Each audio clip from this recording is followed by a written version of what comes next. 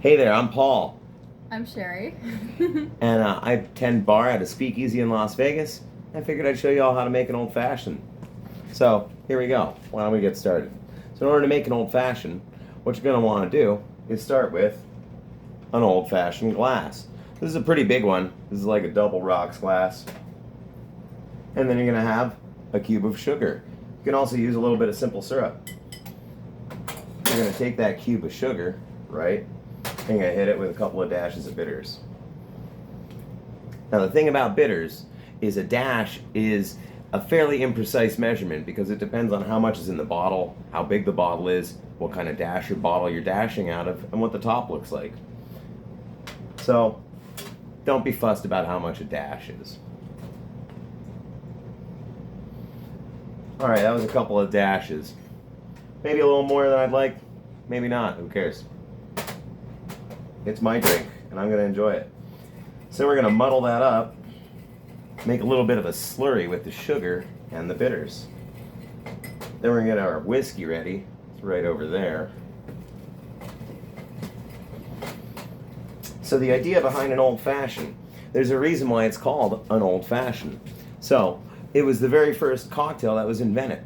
And we know this because the first time the word cocktail appears in print is in 1806. And it is described as a drink that has bitters, sugar, spirit, and water. So we got our bitters and sugar in there. We're going to add our spirit, and the water is going to come in the form of ice. Now the way that we're making this particular old-fashioned is basically a saloon style, where we build it inside the glass. I'm going to add 2 ounces of bourbon here. I like Old Crow because it's super duper affordable.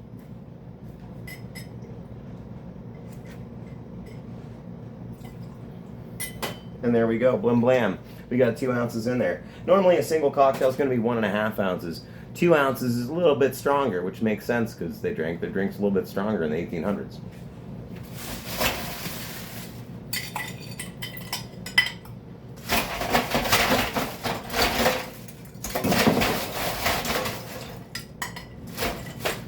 Alright, we got a little gas station ice bag ice.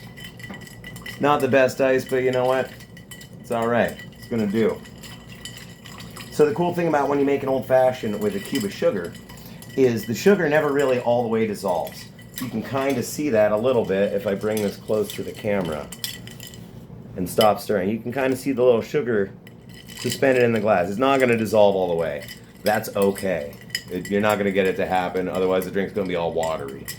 So the cool thing about the nature of preparing it this way is that the drink will actually evolve in the glass as you drink it. So it'll start less sweet than when it finishes. As the ice melts and it dilutes, it will help to melt down that solid sugar. And so the drink will change over time. If you make your old-fashioned with like a 1/4 ounce or up to a 1/2 ounce of simple syrup, it's going to remain pretty consistent throughout the drinking, contingent only on the ice melting and dilution. So we gave this a nice stir, looking pretty good to me. Next thing we're going to do, grab ourselves a cocktail cherry. My good friends Paul and Kelly made these. And there we go. As you'll notice, they're a bit of a lighter color than the ones that you get in the jar, like these bad boys. It's because these are sitting in syrup, whereas these are sitting in liquor. So boom, we got our cherry in there. Now if you're feeling particularly fancy, you can throw a little orange zest on there, so why not?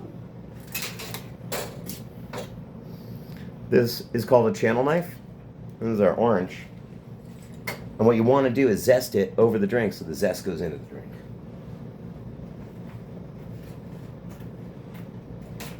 And you know what? Sometimes the orange is going to do that and get away from you a little bit, and that's okay.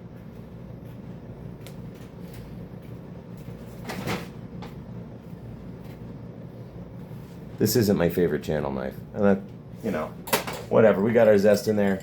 We got our cocktail cherry. We got our rocks. We got ourselves an old-fashioned. Mmm, delicious.